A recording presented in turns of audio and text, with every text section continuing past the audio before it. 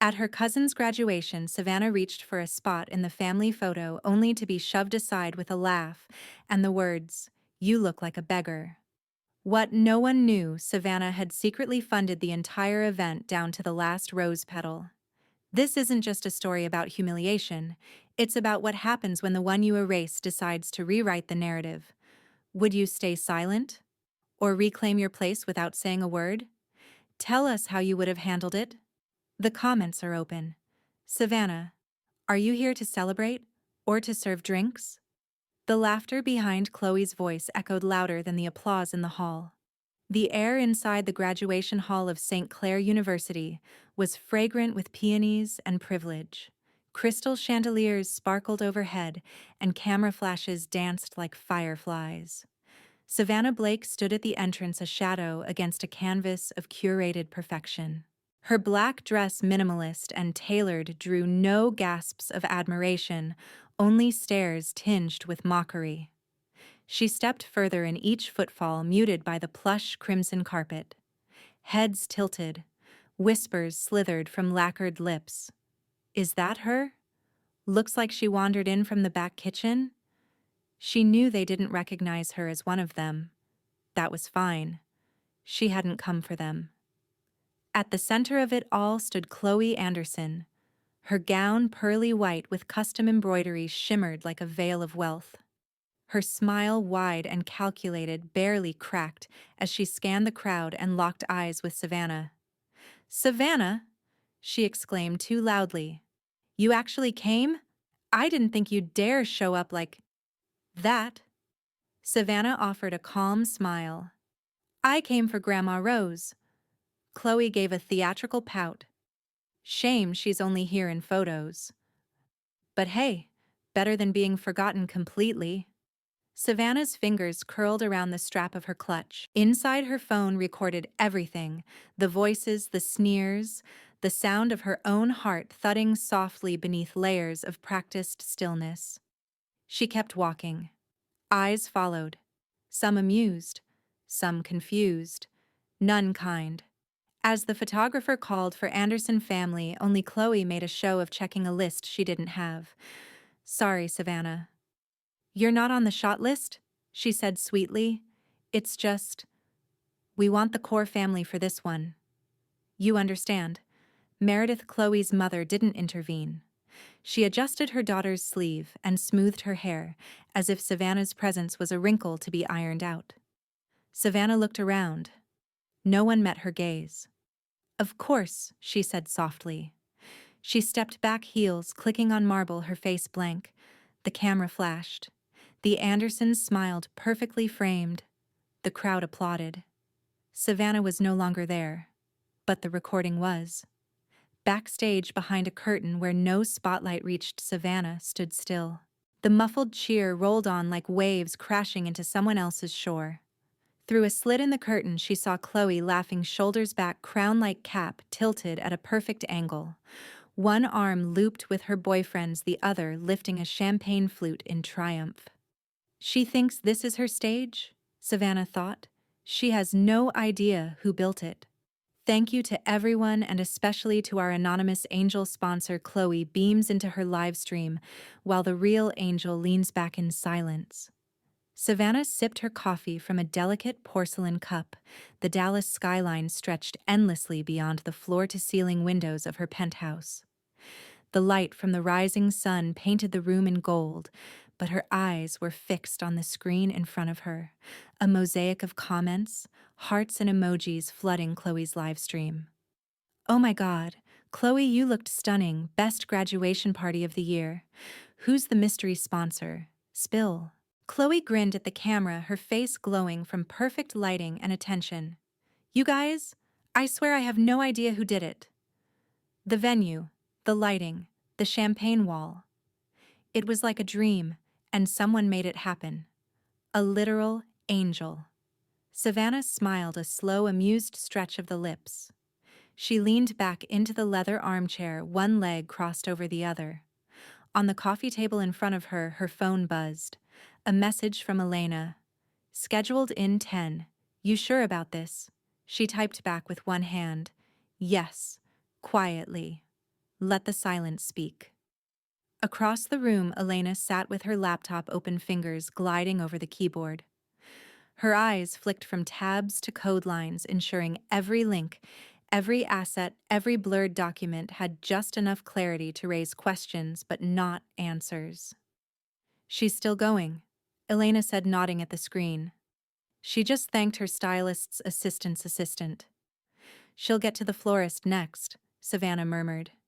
"Maybe even the balloon guy." "She'll never get to you." "She doesn't need to," Savannah said. "But everyone else will." The post was queued, waiting on the S&B events homepage beneath a soft grayscale banner that read, "Every spotlight, every flower, every breath of joy is born from the hands you don't see." A gallery followed, elegant shots of the venue's transformation tablescapes being assembled, light rigs adjusted. The budget spreadsheet blurred the recipient name, but lines labeled Chloe Anderson Event were still visible. A logistics timeline showed date stamps that matched Chloe's graduation. The scent of soft exposure was in the digital air. "Publishing in 3, 2, 1. Elena clicked. The website refreshed. Savannah closed her laptop gently and looked out over the city. Within an hour, comments began appearing under Chloe's replayed livestream. "Wait. Wasn't this posted on S&B Events? Did she really pay for all that? Someone just posted a screenshot, says S&B funded it? That's weird, right?" Another hour and a Twitter thread had gone viral, dissecting the images, aligning them with Chloe's party. People who had attended confirmed tiny details: the monogrammed napkins, the drone shot angle, the particular rose tone of the centerpieces. Savannah remained still. She didn't refresh. She didn't post. Elena turned from her screen. "They're connecting the dots fast. One influencer's already asking if Chloe lied about sponsoring her own event." "She didn't lie," Savannah said. "She just never asked the right questions." "You want to push the next phase?" "No," Savannah said, rising from her chair. She walked to the window, arms crossed, her reflection merging with the skyline. "Let them figure it out. I won't have to say a word. You kicked your own blood out of a photo and used her money." The comment had 50,000 likes in 2 hours. Chloe stared at her phone as if it had betrayed her. The screen lit up again, a notification dancing across the top. Another 310 comments. She blinked, but the numbers only kept rising. She scrolled. "You called her a maid and took her money. Savannah Blake is your cousin and she paid for your party. You're done." Savannah deserved better. Somewhere on TikTok, someone had uploaded the full audio, unedited, crystal clear, her voice sharp and mocking. Savannah's calm and quiet. Every condescending syllable Chloe had let spill on graduation day was now public property. She tossed the phone across the bed and curled into herself, mascara-stained tears smudging a silk pillowcase. In her peripheral vision, the light from her Ring camera blinked. Always watching. But for once, not under her control. Downstairs, Meredith was pacing. Her voice echoed through the house. "Chloe, don't open anything. Don't reply to anything. And delete those old posts. Now." "I already did," Chloe shouted back, hoarse. Meredith marched up. "We need to call Savannah." "Why would she help me?" Chloe asked, voice flat. "Because you're family," Meredith snapped. Chloe let out a hollow laugh. That didn't seem to matter when we pushed her out of the photo. At the top of the hour, another wave of backlash hit. Brands pulled endorsement deals. A perfume line quietly removed her campaign. One influencer unfollowed, then another, then dozens. The final blow came from Marcus. His face appeared on her screen, not in a call, but in a video. "To my followers, I want to acknowledge the hurt caused by recent revelations. I was unaware of the circumstances surrounding the graduation event. I cannot condone what I've seen and heard. I've ended my relationship with Chloe Anderson." Chloe screamed. Meanwhile, Savannah sat at her desk, a newspaper folded neatly in front of her. Elena stood by the window watching the sky change color. It's spreading faster than we projected, Elena said. Good, Savannah replied, her tone unreadable. She clicked open an email, Meredith's subject line. Please. The message inside was short, frantic. She's still a kid, Savannah. You're going to ruin her. Savannah's fingers moved with quiet finality. She typed, You ruined me when I was 14. This is just cause and effect. She hit send. Elena turned. It's ready. Savannah nodded. Post it. The S&B Events account lit up with a new announcement. A soft rose-tinted banner unfurled across screens, the Rose Blake Fund for students cast aside by blood status or silence. The people you pushed aside, now rise ahead. Commenters poured in. She named it after her grandmother. Savannah's behind all this. I'm crying. This is power without vengeance. Dignity. The narrative had shifted completely, no longer about Chloe, but what Chloe had tried to erase. Hours later, back at Chloe's house, a courier knocked. She opened the door with trembling fingers. A small black envelope was placed in her hand. No note, just embossed ink. Her eyes scanned the minimalist text. S&B Events, Private Gala. Austin, TX, June 24, 7 p.m. The paper slipped through her fingers. It landed face up on the floor. Her hands wouldn't stop shaking. If you're reading this, it means your name has been erased, but not your place in this family. A letter from Grandma Rose opened on Savannah's birthday. The envelope was thick, yellowed at the corners, sealed with a wax stamp Savannah hadn't seen in over a decade. It bore a simple crest, a rose entwined with a feather. Her fingers hesitated over the seal. She hadn't seen that emblem since the summer of 2010. She broke it open. The handwriting was unmistakable, graceful, slightly slanted, filled with deliberate curves that once signed birthday cards, grocery lists, and secret notes slipped under her bedroom door. My Savannah, it began. If you're reading this, then something has gone wrong. Savannah read in silence. Each word slowed her breathing, coiling her throat tighter. They will tell you that I changed my mind, that I left nothing for you, that your voice was never loud enough to count. But I want you to know they lied. There within the letter was something that stunned even her, the old Rose Blake estate in Austin, a sprawling property with white pillars, blue shutters, and a garden of red salvia had been promised to Savannah. Not Chloe, not Meredith, her. I filed the update with Mr. Patel. He knows. I told him to wait until your 28th birthday. I hoped by then, the war would be over. But if it's not, then this letter is your sword. Savannah folded the page slowly, eyes dry but burning. The past didn't bleed, it pulsed. That same afternoon, she sat across from Mr. Patel at his quiet Dallas law office. The air smelled faintly of cedar and ink. She really did file the change, he confirmed, sliding over a duplicate document. Your Aunt Meredith submitted an adjusted clause 3 weeks later. I'll be candid, it's forged. And reversible. If you'd like to reclaim the estate, I can begin the motion immediately. No press. No courtroom. Savannah said. Just paper. Mr. Patel nodded. Agreed. Flashbacks came in waves as she stepped out into the sun, the smell of lemonade and Rose's perfume, laughter on the porch. Meredith's sharp voice rising above the clinking of silverware. You don't belong here, Savannah. You're not a Blake. You're a burden. Savannah had been 16. Rose had clutched her hand under the table that night and whispered, They may take your seat at the table, but never let them take your voice. Now, 13 years later, she walked into her home office and opened a fresh notebook. Elena peeked in. I just got confirmation on the event license. The estate, Savannah asked. Elena nodded.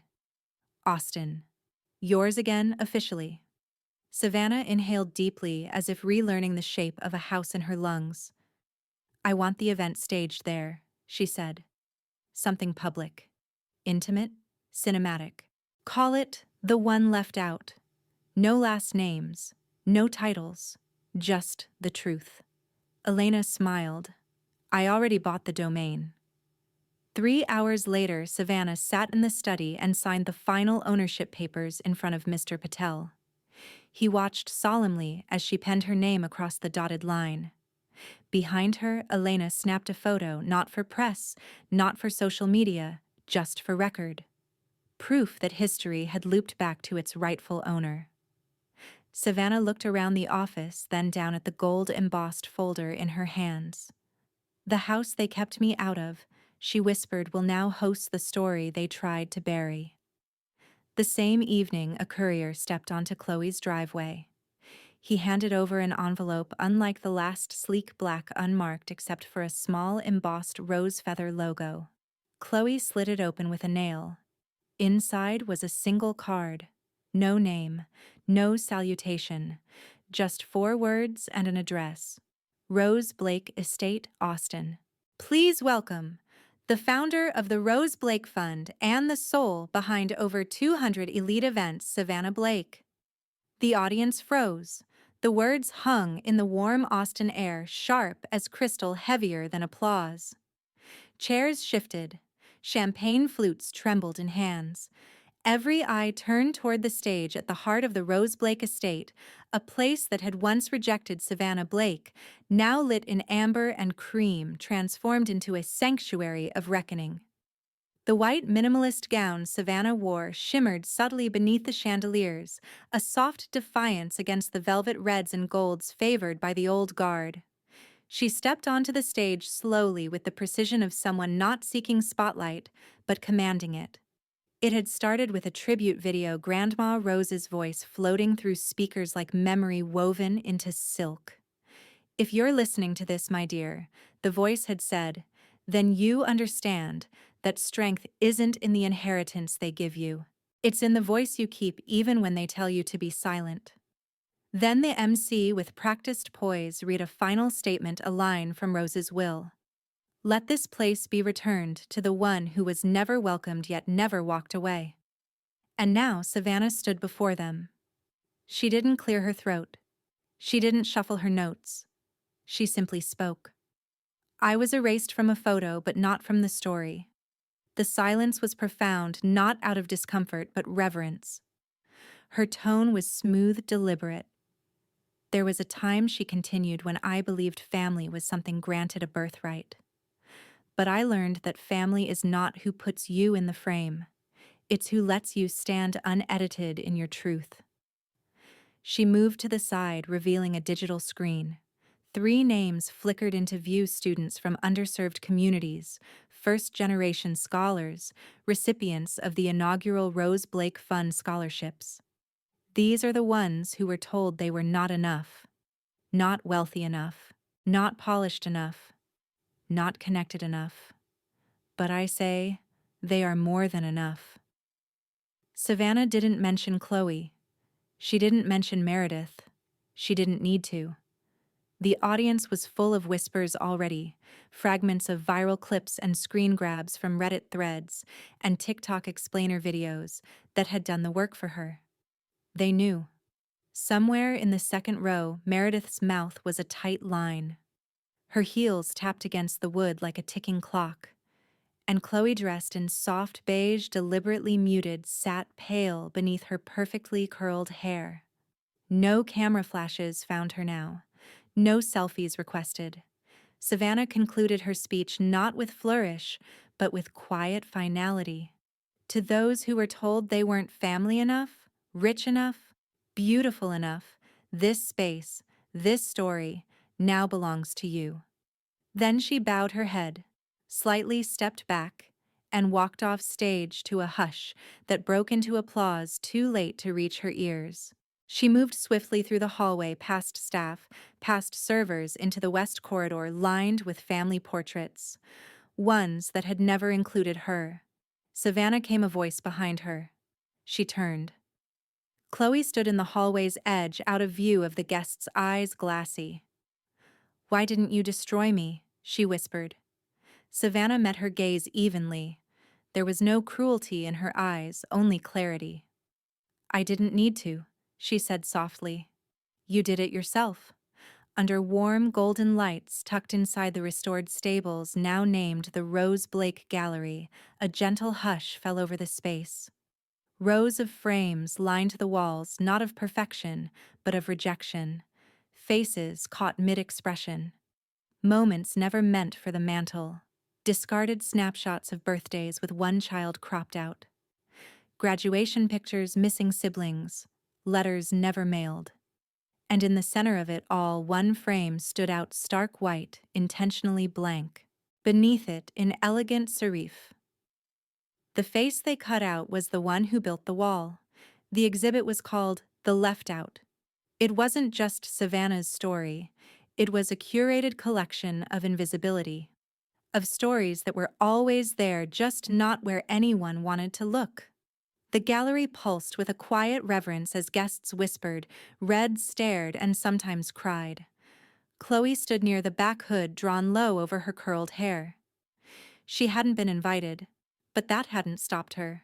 She moved through the space like a ghost, touching nothing, eyes flitting from frame to frame. Her heels didn't click against the wood, she had worn flats. One frame caught her breath. It was a photo summer of 2006, two girls beside a rose trellis. One laughing, hair in braids, the other arms crossed mid-eye roll. Between them, Grandma Rose smiling like the sun. It was Chloe on the left, Savannah on the right. Chloe blinked hard. Her fingers grazed the corner of the frame, and she saw the caption beneath in Savannah's handwriting, "Not posed. Not perfect, but real." She stepped back quickly as if it burned. Savannah watched her from across the room, unseen by most. She didn't approach. She didn't wave. She only nodded a soft tilt of the chin. A gesture that said, "This is enough. This is over." Later, near the back of the gallery, Savannah stood with a group of educators and young students gesturing toward the last piece, a mural made of interwoven prints. "I used to be the girl left out," she said, voice steady. "Now I make sure no one else is." Applause didn't follow, only stillness, respect. People began to filter out. Dusk turned the gallery windows amber, the trees outside rustling gently in a Texas breeze. Elena gave Savannah a quiet smile and slipped away before she could say goodbye, just how she always did. Not looking for thanks, only making space. Savannah stayed until the last guest left. Then, under the garden lights just outside the gallery doors, she reached into her handbag. The envelope had yellowed slightly. Her name, Savannah, was written in Rose's pen, looping steady. She had waited a week to open it. She wasn't sure why. Maybe she had wanted her story to finish before Rose got the last word. She unfolded the letter slowly, her breath catching in her throat at the familiar scent of lavender paper. And then she read, "If you're reading this, it means you stayed standing. I always knew you would. You were never invisible. You were just too bright for the frame." Tears didn't fall. Not this time. Savannah smiled, folded the letter again, and looked up at the stars. No more speeches, no more applause. Just truth. Simple and full. She turned and walked down the gravel path, the soft echo of her heels fading into the night. In the quiet glow of a reclaimed gallery, the girl once erased became the author of every frame. Her silence had never been weakness. It was the sharpest kind of power, timed with precision. Justice, though, late arrived with dignity, not drama, and it spoke louder than any accusation could. Like the final chord of a long-forgotten melody, truth echoed through the halls they tried to shut her out of. Because no wall of lies can stand forever against the tide of truth.